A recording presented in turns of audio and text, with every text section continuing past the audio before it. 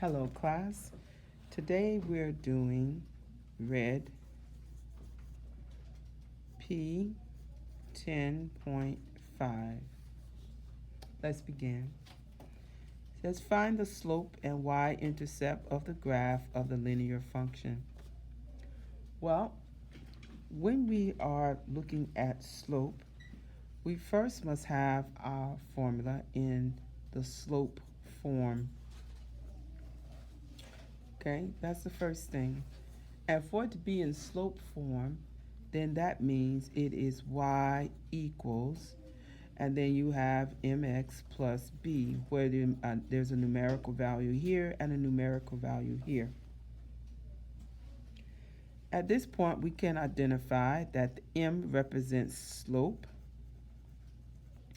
and b represents y-intercept.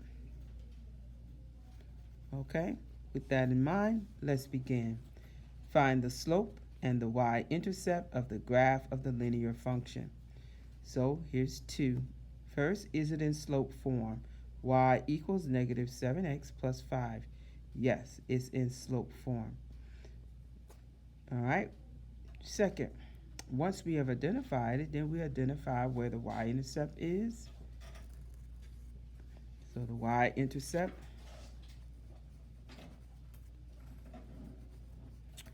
equals 5, and the slope m equals negative 7. Now let's look at number 4. Number 4 reads, graph the linear function using slope-intercept form. Is it in slope form? Yes. Now we start with the y-intercept, negative 2. So we go along the y-axis and we identify negative 2. And then we identify what our slope is. Our slope is 4. We need a rise and a run. Our rise is over our run. In this case, if we have a whole number, then our whole number is our rise and our run will be 1. So we rise 4 and we run 1. Because it is positive, we can rise and go to the right. That would be positive. Or we can fall and go to the left. That would be positive. Okay? So let's take a look. Let's rise. 1, 2, 3, 4, run 1. Let's fall. 1, 2, 3, 4, run 1. And then we will connect our dots.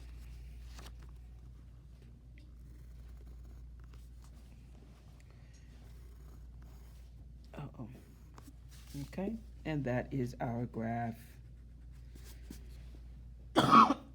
Excuse me. Let's look at number 6. Number 6 says write an equation of a linear function in slope-intercept form. Well, we have a line. And so based on our line, we should be able to identify our slope, our intercept, and be able to write an equation. So first of all, if we identify our y-intercept, we know that our y-intercept is the location that crosses the y-axis. So those coordinates are, in this case, 0, 2. So 2, positive 2, would be our y-intercept. Okay? Next, our slope. We identify our rise over our run.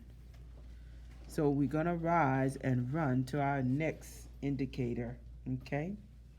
So let's go. We rise 1.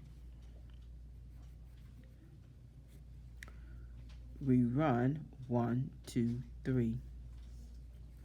And because it's up and to the right, it's positive. So we know that our slope is 1/3, and then we place an x here. plus a positive 2 because the positive 2 is on our y.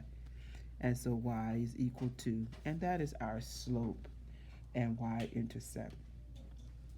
Let's look at number 8. Now, on number 8, it says the number of songs that you learn to play on the piano at n weeks is given by s equals 8 plus 3n. What does the y-intercept represent, and what does the slope represent? So here, 8 plus 3n. We know that the n is the number of weeks that you take lessons. And whatever number of weeks you take lessons, you learn 3 songs. So if you took 2 lessons, 2 times 3 would be 6. Okay, so we know that this is the number of songs that you learn per week. So 3, which is a slope here, 3 represents, okay, the number of songs learned per week. But what does the 8 equal? Well, if this was 0, then you'll be left with songs equal 8. Okay, so if you didn't do anything, then you still have 8 songs that you must already know how to play.